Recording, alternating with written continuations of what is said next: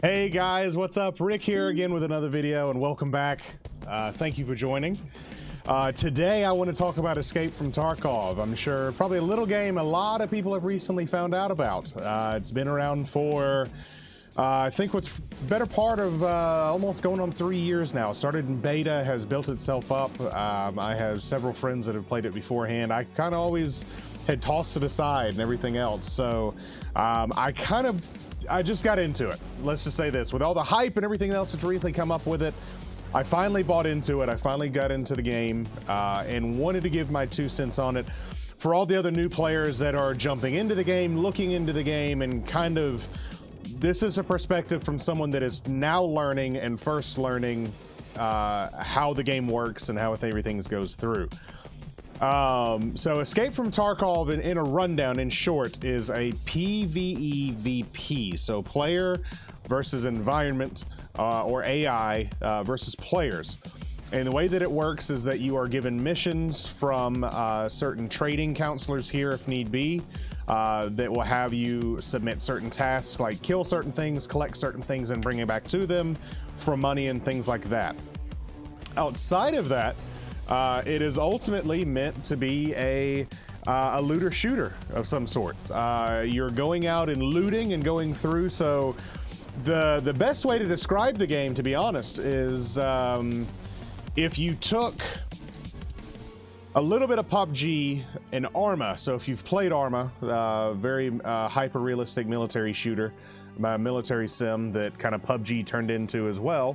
And then put a little bit of looter shooter in there for collecting loot and finding things and extracting with missions, and then added the capability of fighting a computer and fighting against player. It was like a battle royale almost, for extraction purposes, and that's what gave you this. I'll be honest, I have played it for about the last week thus far to begin with, and still at this point I don't know a lot of the things to do. I'm still learning a lot of the maps, still learning extraction points and how things work. But the depth of this game and the intensity of this game have been incredible. I would say that some of the instances of this, for instance, this evening alone, I ran around where I finally had extracted everything and went through, found all this good loot, survived 2 or 3 firefights. My body was bleeding out. I had lost both legs for capability, so I couldn't sprint. I couldn't crouch. I basically could hobble, and learned that my extraction point was all the way across the map. And you're timed within these as well. So usually anywhere from 25 to about 40 minutes for a raid is what they're called. Made it through all sorts of other issues, survived other firefights,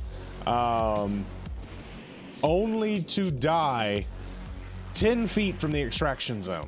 So that's kind of how punishing this game can be, because when you die, you lose your loot and you lose what you have found. So you're starting from scratch. One of the good things with that is you do have a massive inventory system.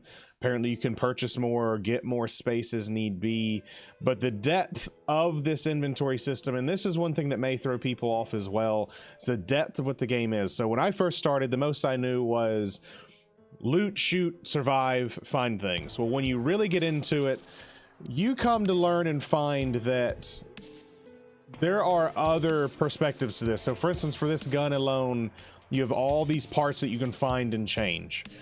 You have to uncover certain things as well to be able to use them, like a rail just to put the scope on the assault rifle itself.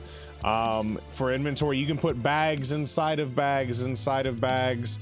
There are hydration pieces as well, energy levels that you have to keep up with in the game. There's a lot of hyper realism on top of not only having to worry about your energy and your health and bleeding out if you're shot, or if you have a broken limb, to be able to use that arm again to shoot or even run with a leg.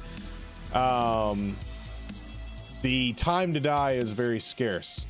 It's basically one-shot kill. So if you get shot in the head and you have bad armor, you're done. Or if you have good armor and they have a powerful enough rifle with the right caliber round, you're done. It's fun. In short, it's very fun. Should you buy the game? I think so. If you're a fan of PUBG, if you're a fan of games like Arma, H1Z1, DayZ, even though there's not like zombies or anything around, but you still have that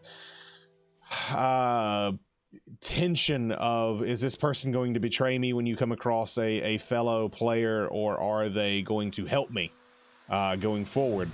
It's all there. Like the tension here, you feel it when you're playing a game.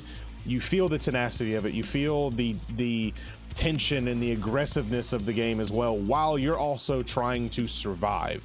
And fun. I mean, literally, the missions to go through here are pretty intense because there are hidden bosses throughout the game that are enemies that are higher geared and things like that you can take out and find better gear for yourself.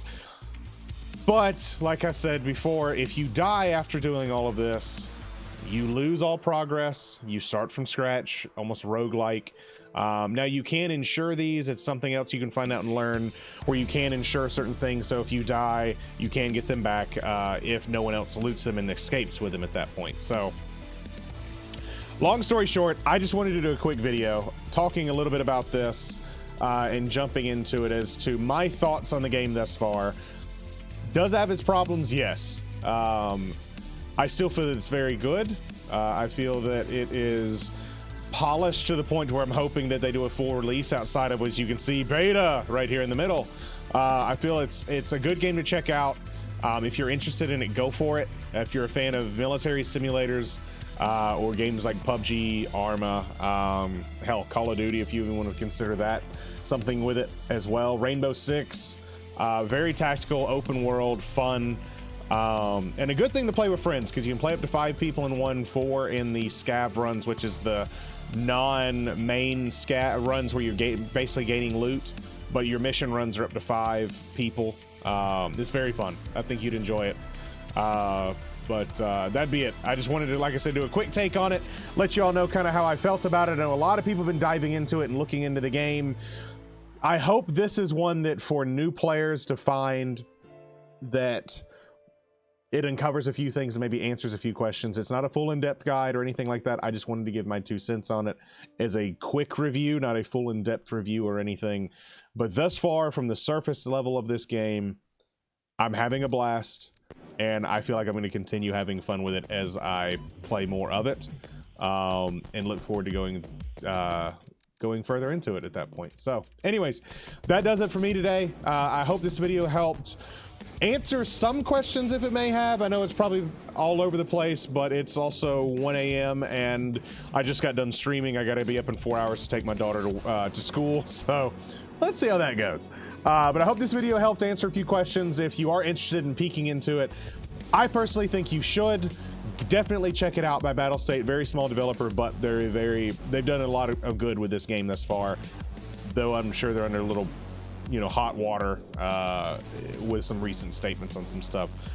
Neither here nor there. Anyways, if you enjoyed the video, please like the video and subscribe to the channel as well if you enjoyed this content. I plan on doing more with Tarkov as far as tutorials if I can as I grow, maybe some gameplay highlights and a few other things on top of what I've already done with Overwatch and Destiny going forward. But anyways, thank you all again for watching. I hope you enjoyed the video, and I hope you all have a wonderful evening. Take care. I'm your Ricktator. Goodbye.